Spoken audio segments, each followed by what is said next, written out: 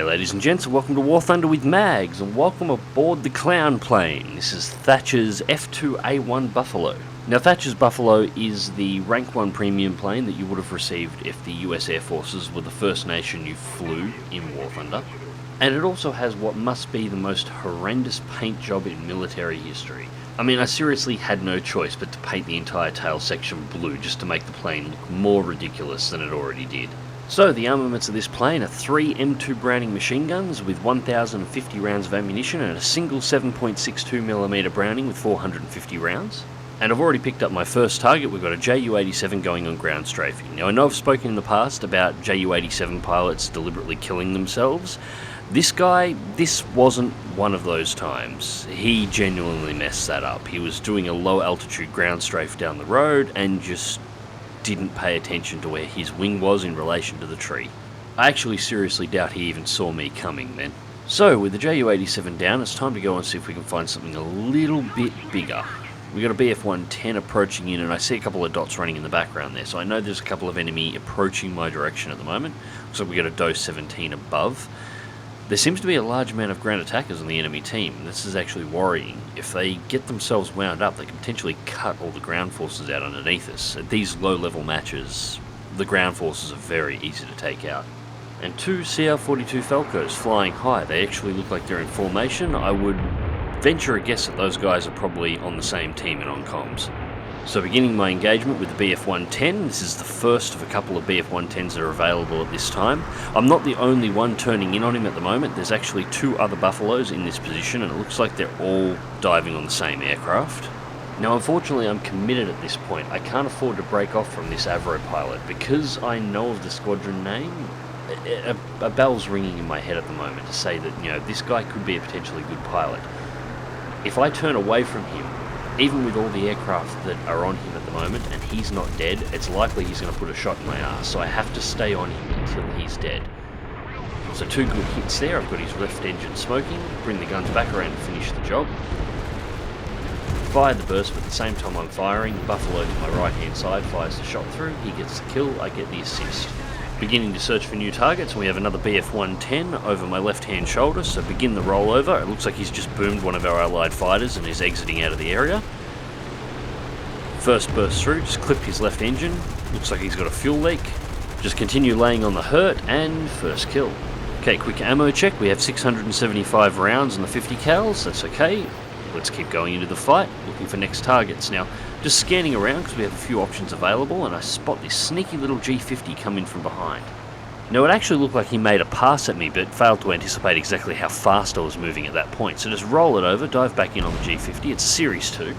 Extremely manoeuvrable little aircraft. I want to rake the guns over it and cripple some of its manoeuvrability. Now I'm not going to try and turn with it because I know I won't. Go straight into the vertical, roll it over at altitude, and I'm not entirely sure how he died then. He just seemed to fall out of the sky and crash, so fair enough. I really didn't think I'd done enough damage then to cause him to crash, so he might have just messed up that turn. Regardless, that's my second kill. Now at this point I've just looked down the left hand corner and realised that we're down to 11 ground targets between us and a loss. We've lost half of our ticket points, give or take. Really need to start hitting ground attackers, so I'm lining up that Ju-87 in the distance. Now that HE-112 is approaching fast, and it's looking like I'm going to have to deal with it, but I really need to get to that Stuka and kill it as fast as possible. We can't let it have free reign of the battlefield any longer, otherwise we're going to lose to ground forces. Down to 1 kilometre on the 112, I can't afford to ignore it anymore. It looks like it's actually going to make a shot at the fighter to my right hand side. It's another Buffalo. Take it into the vertical. I put a tap on him as he went past to get his attention. Just continue to track him, keeping the lead.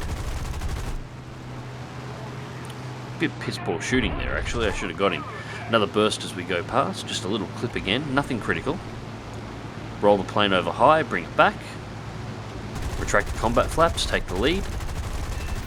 And fireballed. A couple of extra shots just to make sure that 112 is not pulling out of that, then turn back towards the Ju-87 and open the throttles back up. Third kill. Now at this point, I actually didn't realise how close we were getting to the enemy airfield. I thought the Ju-87 was just flying low. He's actually on final approach for landing at the moment. Now this is something I'm only going to realise in the next few seconds. I was actually wondering why this Buffalo seemed to break away from the Ju-87 while it was still alive. He's actually worried about airfield flak. I won't see the airfield for a few more seconds until I've just gained enough altitude to be able to get a clear line, and there we go. It was about here that I realised exactly what was going on. Now, I'm not going to get to the Ju-87 before it goes wheels down. As you can see, it's right at the end of the runway, and I won't shoot anyone that's on the ground. So he goes wheels down and his marker turns dark. I don't know if that's a kill or not, whether or not he's alive, whether or not he's repairing. Don't really care. He's on the ground. He's safe from me. Time to turn back towards my own runway and start looking for fresh targets, of which are actually plenty back in this direction. That big swarm of blue at the moment is currently engaged with those two CR-42s that I spotted at the start of the match. They are in the same squadron, they are on the same team, and they are both on comms, and right now they're making a fool out of the rest of our team. So my thinking at this point is close back in on my team, target out and isolate one of those CR-42s and just eliminate it. With one of them gone, the remaining target shouldn't be too hard to remove. These guys are flying extremely well together and working as a team. Then I spot the BF-109 and I thought, well, you know what, I might actually position myself to take out the 109 instead.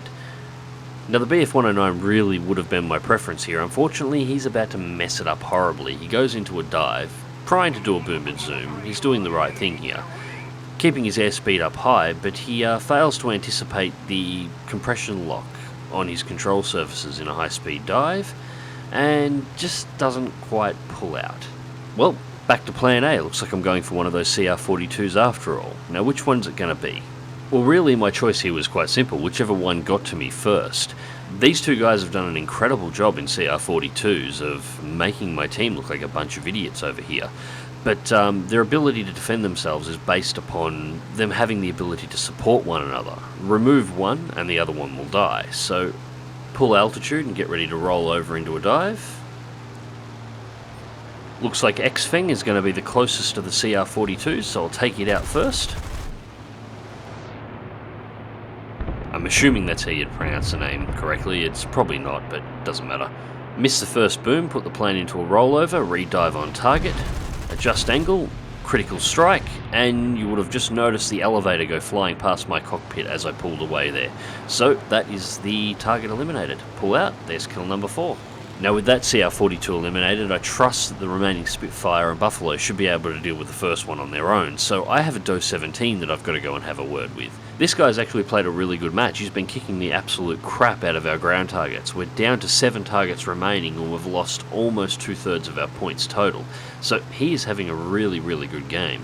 I've currently got 272 rounds of 50 caliber ammunition on board. It should be enough to deal with him. As much as he's having a great game, I'm going to have to end it, otherwise we're going to lose the match. And a quick g'day to Purple Doom Turtle. Yeah, I play on the EU server, mate. You can actually run into me on the SA, US or EU servers. I'll play on any one of those. 700 metres off the Do-17E. And then it throws itself into a right bank. I was actually surprised at how hard that thing actually banked then. I really need to spend some time in mine and get used to how well it manoeuvres, but no matter, on fire, roll it over. Now my original intention here was to dive on the Do-17 and finish it off, however, it's on fire and there's a Ju-87 coming. It's a Ju-87 that landed on the runway before. Turns out that while he did take some damage, he was getting a repair and a rearm, and nobody actually went over to finish him, so he is trying to sneak his way down the river. Sorry mate, not on my watch. I've got 180 rounds of 50 caliber ammunition and 46 rounds of 7.62. It should be enough to take out a Ju-87. And then I see the Do-17 go past and it's no longer on fire and another Buffalo is racing past. And I get a kill assist on the Do-17. Now that's really bloody annoying because that's the second time that Buffalo pilot has gotten involved in one of my fights and it's the second time he's taken a kill out of it. The CR-42 goes underneath. I hope the CR-42 goes through to try and kill him. I'm going to finish off this Ju-87. I've only got enough ammunition to deal with this one aircraft, and then I have to go RTV. I haven't got a choice. I'm going to be dry. Rip the last of my 50 caliber ammunition to his aircraft. I've got 14 rounds left. Was contemplating turning back, but with 14 rounds left on board, it's just not worth it. Line up the runway, keep it low. It is a Ju-87G. 37mm round, start flying past the aircraft, put it down on the snow, and really that's all I can do at this time. I'm out of ammunition, I've got to go back to base. there's nothing else for it. We've got a Buffalo behind, loaded up with ammo. He should have a fun time back there. But apparently I did do some damage to the Ju-87 because it went into the tree line, and there is my 5th kill for the match. There's an ace in a day. He also went down almost exactly at the same time as the CR-42 Falco, so that is the end of this match. So let's go through to the results. So, first place for the team with 2,008 points, 5 player kills and 2 assists.